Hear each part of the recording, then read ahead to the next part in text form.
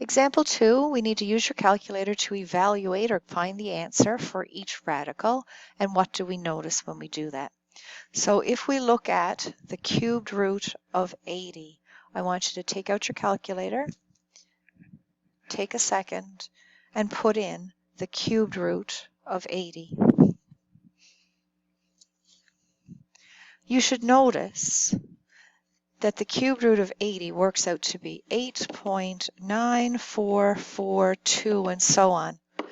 It doesn't terminate and it doesn't repeat. It fills up your calculator screen. So we would say that the square root of 80 rounded to one decimal place is 8.9. It's important to note that this is not an exact answer. We rounded it.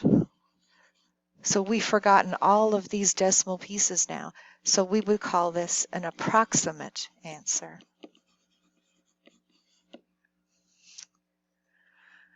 Cubed root of 30 on our calculator. So take a second and put in the cubed root of 30. And again, if you're not quite sure how to do that, that's something we can look at in a Google Meet.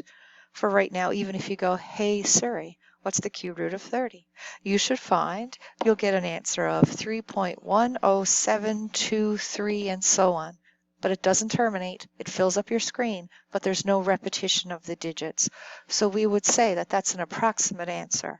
And rounded to one decimal place, the cubed root of 30 is approximately 3.1. So once again, we notice it is not an exact answer. We estimated. And in math, we've really got to be careful about when we can use an estimate for an answer or when we have to use an exact answer. So recall from grade 9, irrational numbers have approximate answers.